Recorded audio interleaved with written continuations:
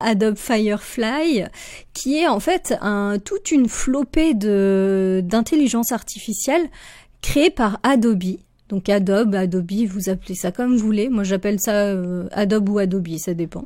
Et donc là, comme vous pouvez voir, on peut commencer on va bientôt pouvoir recoloriser les vecteurs, on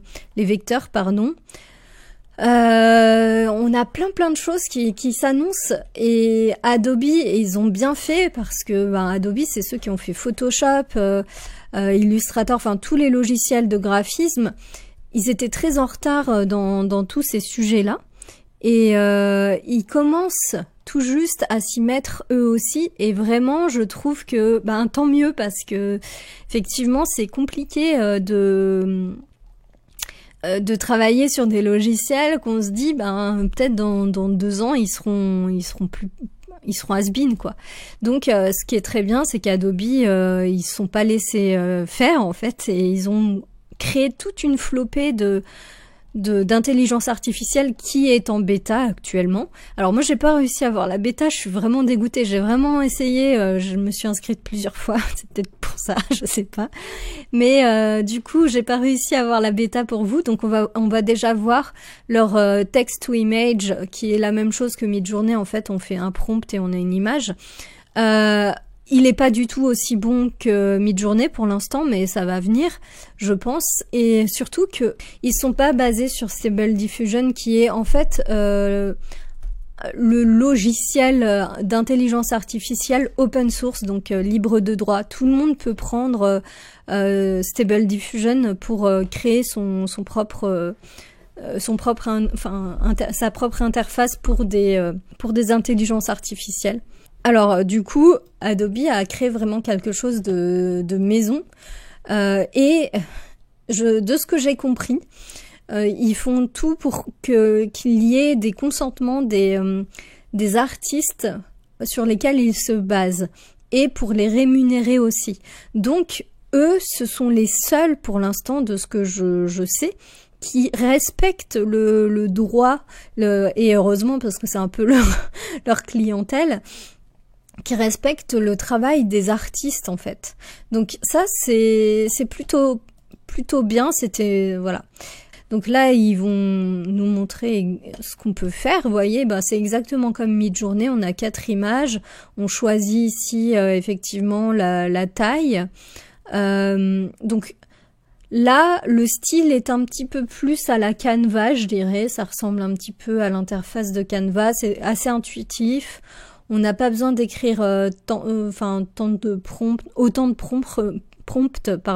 que Midjourney. Et effectivement, ça se fait assez naturellement de ce que je vois.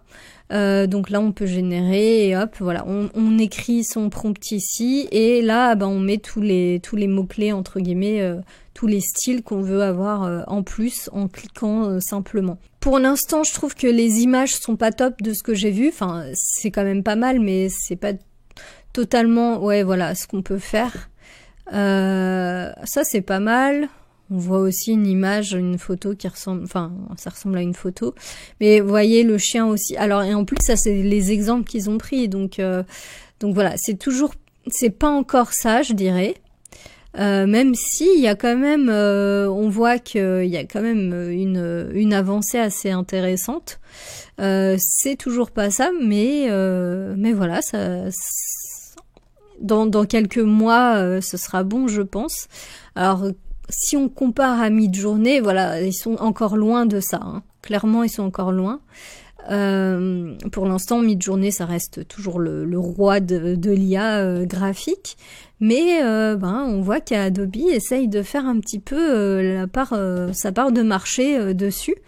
Et eux, forcément, ils ont une clientèle énorme, ils ont déjà plein de monde, donc du coup ils ont quand même cet avantage de s'adresser à un public très ciblé, à savoir les graphistes, etc. Donc voilà, on va voir comment ça évolue. Et là ils ont sorti text to image, mais il y a un autre truc qu'ils ont sorti déjà, on va regarder ça, c'est la création de lettres avec des textures dessus, Et du coup, je trouve ça original. Aucun autre n'avait fait ça encore. Vous voyez, on choisit la fonte, l'effet. Voilà, on peut dire il y a par exemple une ombre portée. On choisit la texture, on choisit la couleur de fond aussi. Alors effectivement, c'est encore en test, en bêta, mais j'imagine que plus tard on pourra vraiment choisir la texture qu'on veut et faire nos propres typos avec ça peut être intéressant. Alors c'est un peu gadget, vous allez me dire, mais pourquoi pas de temps en temps l'utiliser, voilà, c'est plutôt sympa. Donc, alors comme je disais, là ça c'est en bêta, mais ils annoncent aussi des futurs bêtas. Donc comme le Recolor Vector. Alors je vais faire un clic droit traduire en français pour qu'on voit mieux, qu'on comprenne mieux. Donc là on va faire créer des variations uniques de vos œuvres à partir d'une description textuelle détaillée, donc un prompt. Et donc effectivement si on voudra changer toute la colorimétrie de son logo par exemple, juste avec un peu de texte, ce sera possible. Donc moi je pense que ça pourra amener à faire des text to image en version vectorielle comme je disais, et ça ce sera l'avenir des logos en fait. Et je pense que les graphistes, alors c'est bien que ce soit Adobe qui s'y colle et pas d'autres, parce que justement en fait ils ont Illustrator et Illustrator sans avec intelligence artificielle, ça serait fou. Ça serait vraiment fou. On arriverait à travailler assez vite. Et l'avantage, c'est que si c'est lié à Illustrator, par exemple, on pourra modifier aussi à la main les zones qu'on veut, en fait. Parce que le problème, souvent, dans les intelligences artificielles graphique, c'est qu'il y a toujours un élément qui nous gêne, et même si on essaye de lui dire arrange-moi ça, etc., ça sera jamais à 100% comme on l'avait imaginé, contrairement à une création qu'on fait de A à Z. Donc voilà, c'est un gros avantage. Alors, il y a aussi celle-ci en exploration, donc je ne la connais pas encore. Donc c'est la peinture. Utiliser un pinceau pour ajouter, supprimer ou remplacer des objets dans une image. Générer le nouveau remplissage avec une invite de texte. Bon, c'est pas très bien traduit, mais en gros, on dit, à cet endroit, j'aimerais que ça change. En fait, j'aimerais lui changer ses ailes et que ce soit des ailes mécaniques, par exemple. Et l'intelligence artificielle va le faire. Bon, ça, c'est déjà connu dans d'autres intelligences artificielles. Mais vous voyez, effectivement, ça c'est vraiment quelque chose dans Photoshop. S'il l'ajoute à Photoshop, par exemple, ça sera assez fou et ça sera vraiment sympa. Alors là aussi en exploration, donc des résultats personnalisés, générer des images basées sur votre propre objet ou style. Ah, ça c'est intéressant, vous voyez, si par exemple vous mettez une photo de vous et ou de votre chat, là ils ont mis un chien, votre chien, voulez avoir d'autres images de lui dans d'autres positions, voilà, ils vont vous trouver d'autres photos, ils vont vous générer d'autres photos de ce chien dans des positions différentes. Alors effectivement, c'est pas le même que celui-ci, hein, on est d'accord, mais voilà, ça va vous donner d'autres styles similaires. Donc par exemple, si vous avez une photo que vous aimez bien, mais que vous avez envie d'un peu de la changer, vous pourrez la changer, la modifier de cette manière. Alors, voilà, le texte à vecteur. Donc voilà, c'est fait. Générer des vecteurs modifiables à partir d'une description textuelle détaillée. C'est exactement ce que je vous ai dit à l'instant.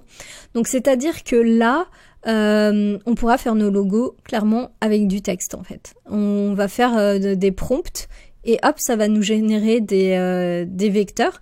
Là, le gros avantage, c'est que là, les éléments, par exemple, si j'ai envie que la feuille soit creusée jusqu'ici, je vais pouvoir carrément l'enlever sous Illustrator et modifier exactement comme je veux. Je pourrais créer mes prototypes de logos avec cette IA et les modifier en fonction de ce que je voudrais. Ça va nous faire gagner un temps fou, clairement.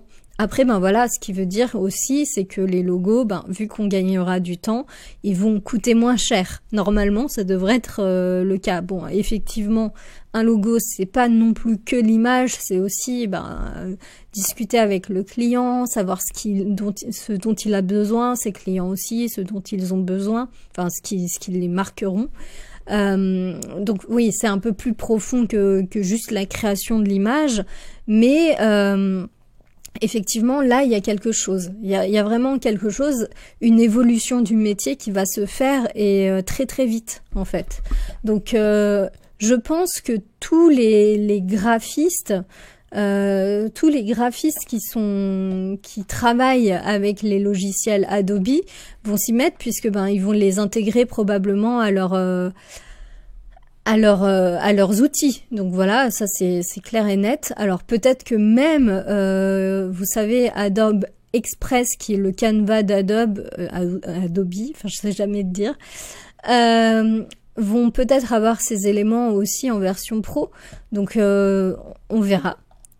Il y a aussi agrandir l'image, modifier le rapport de la taille de l'image. En fait, il y a beaucoup de gens qui pensent, c'est ça qui est fou, moi ça me fait halluciner, qui pensent que en fait une image peut s'agrandir sans perte de qualité. C'est faux en fait, ça n'existe pas. Ça existait pas il n'y a pas si longtemps et effectivement maintenant il y a de plus en plus d'intelligence artificielle qui permettent de le faire. Photoshop permettait de le faire un petit peu, mais c'était quand même pas top. C'était vraiment du remplacement d'ombres par d'autres ombres. Enfin bon, c'était franchement pas terrible. Et là, on va faire comme dans les films, c'est-à-dire que vous voyez, vous vous souvenez dans les films où on voit une caméra de surveillance et la personne prend l'image de la caméra et zoome et voit dans la main du voleur qu'est-ce qu'il avait comme code de carte bleue, enfin je dis n'importe quoi, et on arrive à l'avoir. Bah là, ça sera un petit peu le cas, bon pas autant, mais voyez, ça c'est vraiment un truc qui est récent en fait, ça n'existait pas, c'était de la fiction.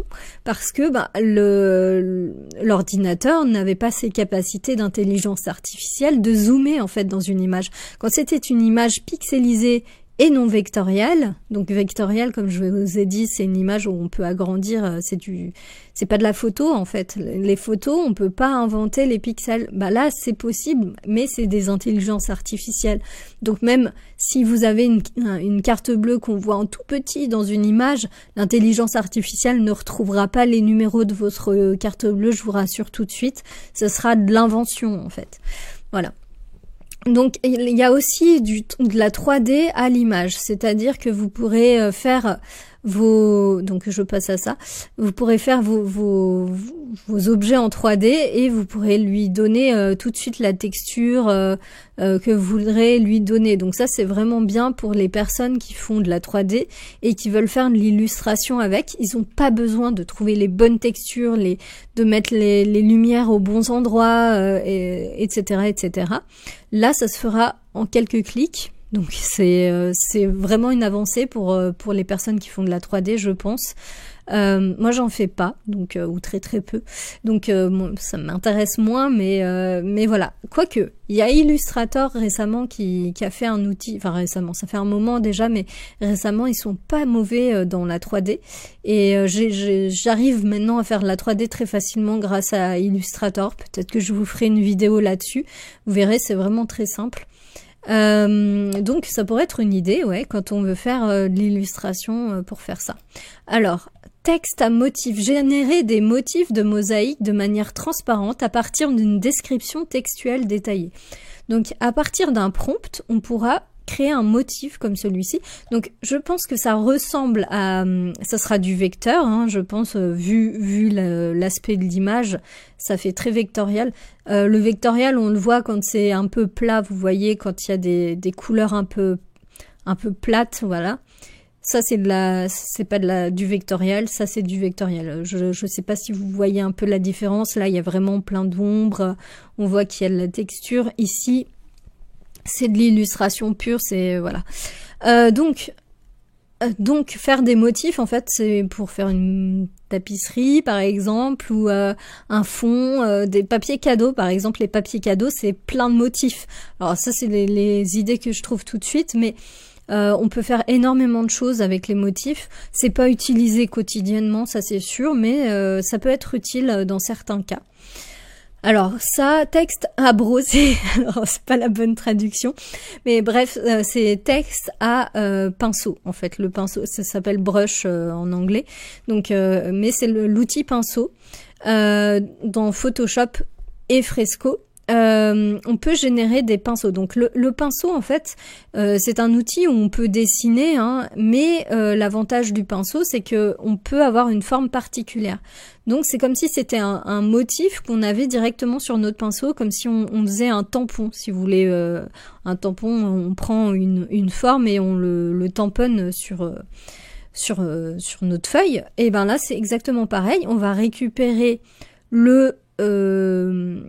on va faire on va générer, enfin si je comprends bien, une image, puis on va pouvoir récupérer une zone de l'image qui va, ah ouais, on voit bien en fait, là on voit l'illustration. En gros, ça va récupérer les feuilles, la fleur, et ça va faire un résumé en gros de cette image complète pour faire le tampon, si j'ai bien compris. Alors ça, c'est un truc de fou aussi, de l'esquisse à l'image. Donc vous voyez, si vous n'êtes pas... Moi j'ai un vrai problème en dessin, c'est-à-dire que j'ai du mal à mettre les couleurs. C'est à mon sens quelque chose d'assez complexe, mais par contre j'arrive très bien à dessiner crayon papier, même à l'encre en fait, les zones en fait, et du coup on pourra faire une esquisse de notre dessin et l'intelligence artificielle va automatiquement la coloriser. Donc bon, ben il y a aussi des métiers de la colorimétrie, enfin qui font de la, je sais plus comment ça s'appelle, mais ceux qui font juste la couleur, l'ancrage, je crois. Enfin bon, je ne sais plus. Dans les BD par exemple, et ben ces personnes-là, je pense qu'elles vont être malheureusement assez vite au chômage, ou ce sera elles directement qui vont faire ça. Ça ira beaucoup plus vite. Voilà, c'est encore quelque chose d'assez fou, mais on verra à l'avenir ce que ça va donner tout ça, parce que effectivement il y a plein de métiers qui vont évoluer. On va faire les choses beaucoup plus rapidement, donc ça voudra dire qu'il y aura beaucoup plus de volume aussi, parce que on va faire beaucoup plus de choses. Est-ce qu'on aura autant de clients qu'avant? On verra, je ne sais pas. Mais en tout cas, ça nous permettra d'aller plus vite dans le travail. Peut-être qu'on sera plus abordable aussi pour les petites bourses, et donc ça permettra à beaucoup plus de monde de créer eux-mêmes leur BD par exemple. Alors est-ce que du coup, vu que ça existe comme outil, est-ce que les personnes vont je crois que ça s'appelle les coloristes, hein, je suis plus sûre. Est-ce qu'ils vont faire appel aux coloristes ou est-ce qu'ils vont passer eux-mêmes directement par cet outil? Voilà. On ne sait pas du tout comment ça va évoluer. De toute façon, on ne peut pas aller à l'encontre de ces intelligences artificielles. Et d'ailleurs, Adobe l'a bien compris, c'est-à-dire que eux, effectivement, ils savent qu'ils vont perdre entre guillemets une part de marché parce que on passe tous par Illustrator, Photoshop, etc. Mais s'ils avaient laissé faire, en fait, s'ils avaient laissé leur outil sans intelligence artificielle, on serait tous allés ailleurs. C'est déjà ce qui se fait de plus en plus, hein. Moi, je sais que j'utilise maintenant, alors je sais que c'est bizarre, mais j'utilise Canva alors que je suis graphiste pour faire mes stories Insta par exemple, parce que c'est beaucoup plus rapide, beaucoup plus simple. Alors l'outil effectivement il est pas aussi bien que Photoshop et tous les outils d'Adobe, mais le fait est que Canva a été créé pour faire des posts sur les réseaux sociaux. Et aujourd'hui, on communique comment? On communique sur les réseaux sociaux et rarement ailleurs maintenant. Donc effectivement, ils ont bien fait de s'améliorer dans ce sens-là. Et même si on est contre la technologie, tant que ça attirera du monde, ça va évoluer. Donc là, en l'occurrence, ça attire beaucoup de monde et j'en fais partie. Hein.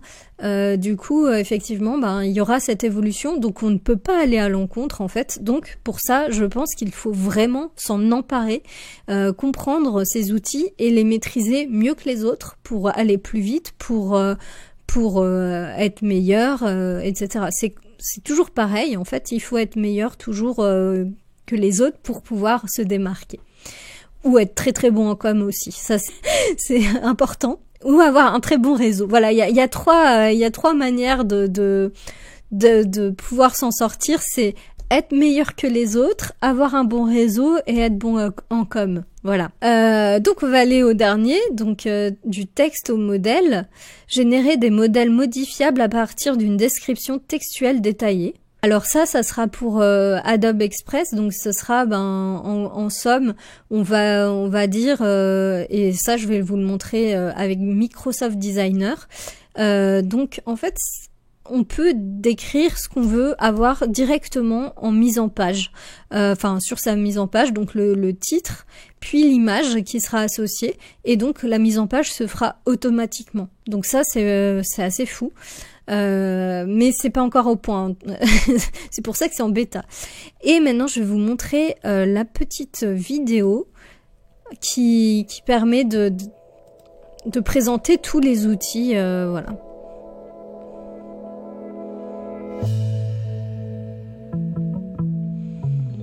Ah oui, on peut générer du fond aussi.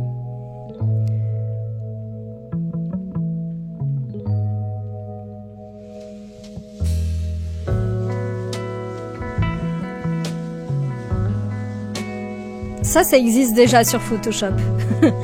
C'est pas très beau des fois, mais...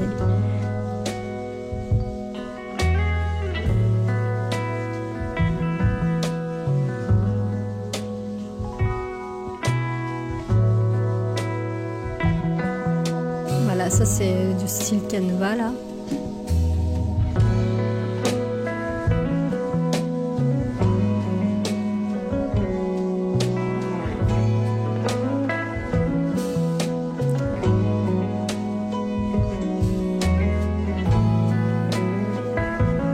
Ah, ça c'est fou, ça c'est fou. Text to vector, mais ça c'est vraiment... Je pense que vous vous rendez peut-être pas compte, mais moi ça me rend folle. C'est exactement ce qu'il fallait pour les gens qui savent pas créer leur logo, pour qu'ils le fassent eux. Eh ben, je ferai des vidéos dessus, hein, ça c'est sûr et certain. Ouais, vous voyez, là, hop, directement il zoom, c'est fou. On est dans le futur, hein. Ça c'est... On est dans le futur. Bon, alors peut-être que vous, ça vous rend pas aussi fou que moi, mais je peux vous assurer que ce genre de choses, je les ai imaginées et je pensais pas que ça allait arriver aussi vite en fait. Et c'est fou, c'est fou. Bref, moi j'adore, je suis hypée par Adobe Firefly. Et je sais qu'ils auront de toute façon toujours des concurrents, parfois qui auront des meilleurs outils qu'eux pour certaines choses, mais pour l'instant c'est les seuls à faire du text to vector et plein d'autres petits trucs qui sont pas encore faits ailleurs, donc genre ça, voilà, enfin je connais pas d'autres intelligences artificielles qui font ça. Le text to image est vraiment, enfin texte à l'image est vraiment pas encore au point à mon sens, il dépasse pas du tout Midjourney est encore au-dessus. Alors, il y a Designer Microsoft là, donc c'est un Canva entre guillemets fait par Microsoft.